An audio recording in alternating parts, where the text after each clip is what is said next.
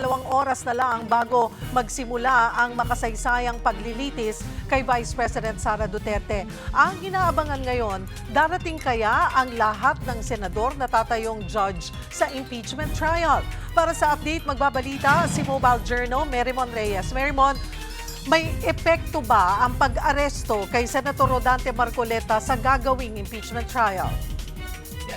Cheryl, sa ngayon wala pang sinasabi ang Senate Impeachment Court kung magkakaroon ba ng pagtigil o epekto itong pag-aresto kay Senator Rodante Marcoleta sa impeachment trial. So far, ang kakailanganin kasi dito yung quorum, pati ito yung hypothetical question ni Senator Ping Lacson na nasabi itong mga lumipas sa linggo na paano raw kung sakaling marami pang mga senador ang mapunta sa mga sitwasyon o pagkakataon na magkakaroon ng limitasyon sa kanilang gagampaning tungkulin bilang senador tulad sa kaso ni Senator Jinggoy Estrada na may suspension order. So hindi mo na siya maaaring gawin yung kanyang papel bilang senador kabilang yung pagiging senator judge. Pero ito yung sinasabi nila na baka raw kailanganin ng intervention ng korte. Pwede raw ba dito magkaroon ng pag-request ng leave of court para raw kung kunwari sa case ni Senator Marcoleta, ang nasabi din naman ni Senator Erwin Tulfo, may karapatan pa rin naman daw na makapag-attend sa trial itong Senator Marcoleta hanggat wala pa siyang suspension order tulad ni Senator Jinggoy Estrada. Pero for now, wala pang nagbabanggit o nagsasabi na iba na o mabigat yung epekto nito. Ang sabi pa naman na huli ni Senate President Sherwin Gatchalian, they'll cross the bridge when they get there kung ano yung kakailanganing pag-usapan o pagdesisyonan kapag lumabas na nga ang warrant dito kay Marcoleta. Pero ngayon kasi, Cheryl, di pa tayo nakakakuha ng bagong komento mula sa liderato kasi ang alam natin kaninang alas 10 ng umaga nagpatawag ng All Senators Caucus itong si SP Gatchalian. Cheryl. Sigurado na bang dadalo sa trial ang lahat ng iba pang mga senador naman?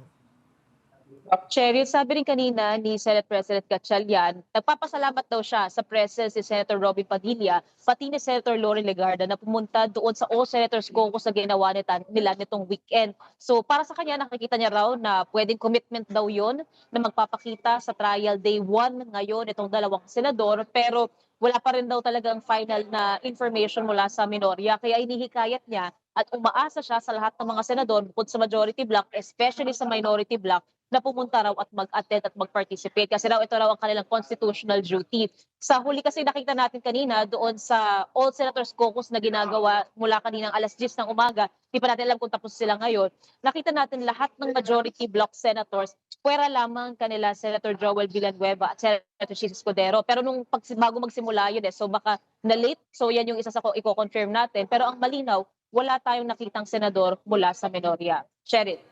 At klaruhin natin, final na ba talaga na si Senate President Win Gatchalian ang magiging presiding officer? Kanina, Cheryl, doon sa pagkatapos ng flag ceremony dito sa Senado, sinabi naman ni SP Gatchalian na oo, siya raw ang mag-preside ng impeachment trial. Pero may last minute silang caucus na pinapatawag at pwedeng lahat ng mga bagay na pag-uusapan doon ay may kinalaman sa impeachment. Ang nakapanayam natin na mabilisan kanina, sina Senator Vic Zubiri, pati sina Senator Raffy Tulfo na sinasabing hindi pa raw nila alam kasi kung sakali baka raw mapagbotohan pa kung mayroon pang ipapwesto na presiding officer puwera kay SP Gatchalian. Pakinggan natin muna yung bahagi na nasabi ni SP Sherwin tungkol dito. Sa rules natin na tayo po ang magpre-preside the Senate President. Let's wait for the decision ng impeachment court. No? So mamaya maglalabas ng mga preliminary decisions. So antayin na lang natin. Ayoko i-preempt dahil of course pag-uusapan pa yan. Of course, in-encourage natin lahat ng ating mga senator judges to attend. This is our constitutional duty. At inaantay ng taong bayan na maumpisahan to at of course matapos rin kaagad para makabalik tayo sa normal nating mga responsibilities. Merrimon, kumusta naman ang sitwasyon sa paligid ng Senado? Gaano kahigpit ang seguridad at may mga nagpoprotesta ba?